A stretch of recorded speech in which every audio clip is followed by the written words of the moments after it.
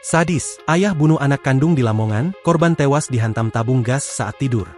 Seorang pria lanjut usia berinisial SM 76 tahun, warga desa Sidogembol Kecamatan Sukodadi Kabupaten Lamongan, membunuh anak kandungnya sendiri berinisial S 56 tahun, Jumat, 23 Januari 2026, saat korban tengah tidur di dalam rumah.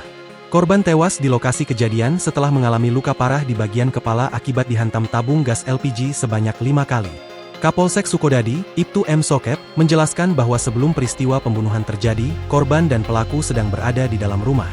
Sementara itu, istri korban diketahui sedang berbelanja ke pasar. Kasus tersebut baru terungkap ketika istri korban pulang ke rumah dan mendapati suaminya sudah tidak bernyawa. Ia kemudian melaporkan kejadian tersebut ke pihak kepolisian.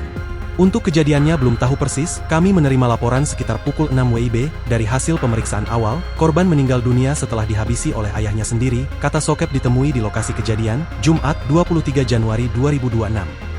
Usai melakukan aksi pembunuhan, pelaku SM sempat melarikan diri, polisi yang menerima laporan langsung melakukan pencarian dan upaya penghadangan. Pelaku akhirnya berhasil diamankan di depan kantor Kecamatan Sukodadi, jelas Sokep. Sebelum kabur, pelaku diketahui sempat berganti pakaian untuk mengelabui petugas. Saat ini, pelaku telah diamankan dan dibawa ke Mapolres Lamongan untuk menjalani pemeriksaan dan penyelidikan lebih lanjut. Sementara itu, jenazah korban telah dievakuasi ke RSUD Dr. Soegiri Lamongan untuk kepentingan medis dan penyelidikan. Polisi juga turut mengamankan sejumlah barang bukti dari lokasi kejadian. Barang bukti yang kami amankan antara lain tabung gas LPG 3 kg dan sebuah ponsel, pungkasnya.